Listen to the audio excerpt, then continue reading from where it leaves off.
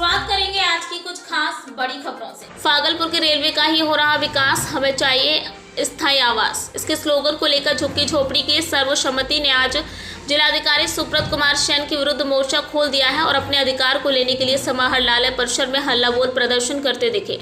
उन लोगों की मांगे हमें अस्थायी आवास देने की बात की थी जिलाधिकारी ने, लेकिन यह उनका वादा पूर्ण रूप से फेल हुआ है।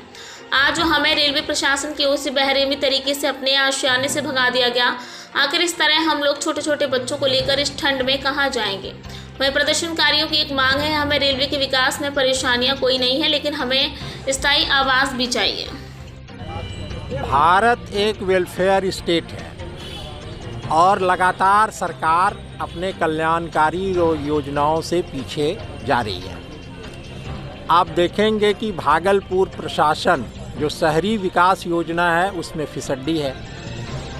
केंद्र की सरकार ने घोषणा किया था कि 2022 तक सभी व्यक्ति को अस्थाई पक्का मकान घर बना करके दिया जाएगा जिनके पास घर नहीं है। अब उसकी भी अवधि बढ़ाई गई है। भागलपुर में उसका भी काम नहीं हुआ है। झुग्गी झोपड़ी संघर्ष समिति लंबे समय से अस्थाई आवास की मांग कर रही है। अभी फ़िलहाल ये हुआ है कि रेलवे को यार्ड बनाने के लिए ज़मीन चाहिए। जो रेलवे का प्रत्यक्ष ज़मीन था, जो बेकाम का ज़मीन था, उस पर झुग्गी झोपड़ी के लोग मकान बना करके रह रहे थे। अभी उसको उजाड़ने की बात हुई है और हम लोगों का ये नारा है, रेलवे का भी हो विकास पर हमें चाहिए अस्थाई आवास। ये मांग है। इसलिए हम लोग न तो रेलवे के विरोध में हैं, न विकास के विरोध में हैं। और सबसे बड़ी बात कि अभी चुनाव की प्रक्रिया शुरू हो गई है। झुग्गी झोपड़ी के लोग भी नगर निगम के वोटर हैं। जब उजाड़ा जाएगा तो इतने वोटर जो यहाँ से वहाँ तक इधर उधर जाएंगे तो चुनाव प्रक्रिया बाधित होगी। तो चुनाव संहिता का भी ये उल्लंघन है। दूसरी बात कि अभी दिसंबर का महीना है, बच्चों के पढ़ाई लिखाई और एग्जामिनेशन का समय है। लगभग 300 से ज़्यादा बच्चों का ये बाल अधिकार चाइल्ड राइट का वायलेशन होगा। इसलिए सरकार खुद चाइल्ड राइट का वायलेशन कर रही है और वो बच्चे क्या करेंगे, जा कर के बाल मजदूर बनेंगे। और तीसरी बात कि जाड़े का समय है, जाड़े के समय में लोग प्लास्टिक बांटता है, कंबल बांटता है और ये सरकार उसको उजाड़ रही है। तो ये जो स्थानीय प्रशासन है, स्थानीय प्रशासन एक तरह से उबाऊ प्रक्रिया चला रही है। लंबे समय से लोगों को बसाने की बात चल रही है, लेकिन सरकार अभी तक नहीं बसाई है। आगे हम लोग ये जो शांतिमय तरीके से आंदोलन को जारी रखेंगे। आंदोलन के अलग अलग कार्यक्रम होंगे, धरना, प्रदर्शन, जुलूस, जागरण। और प्रशासन से हम लोग 19 तारीख को धरना के माध्यम से मिले थे, तो उन्होंने कहा कि हम रेलवे से बात करेंगे और आप लोग को 1-2 महीना के अंदर बसा देंगे। हमने ज़मीन का सारा कागजात दिया। एडीएम साहब भी वहीं पर थे।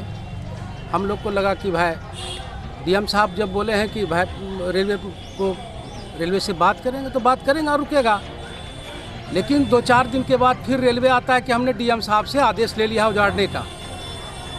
हम लोग फिर मिले 25 तारीख को मिले डीएम साहब से, तो बोला नहीं, कोई आदेश नहीं दिए हम रेलवे को।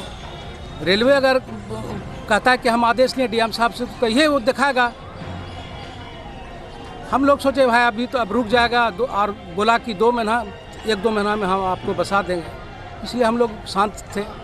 इधर जो है आज जो है वो लोग अचानक आकर के रेलवे का पुलिस मतलब सैकड़ों फोर्स होगा आकर के उजाड़ने लगा। मजदूर संबल लेकर के उजाड़ रहा है। जैसे मन तैसे जमीन मतलब जो जिसका घर है जैसे मन तैसे तोड़ रहा है, तहस नहस कर रहा है, सबका सामान बर्बाद हो रहा है। इसलिए आज हम लोग धरना बैठे हैं कि डीएम साहब के बात का कोई विश्वास नहीं है, समझे ना।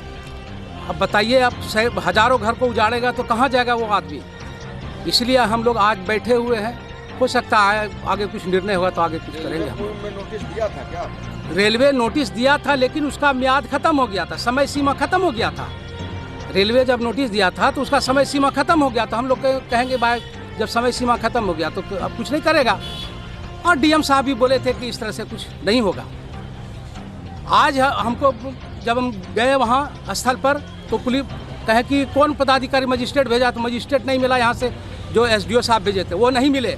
रेलवे का पदाधिकारी था, उन्होंने कहा कि हमको एसडीओ साहब आदेश दिए हैं। हम एसडीओ साहब से ही बात किए, लेकिन कहा कि आप एडीएम साहब से बात कीजिए। तब तक कि यहाँ घर उजड़ रहा है, पूरा उजड़ रहा है, अभी तक नहीं रुका। हम क्या रुकिए, 2-4 दिन का भी मोहलत दीजिए।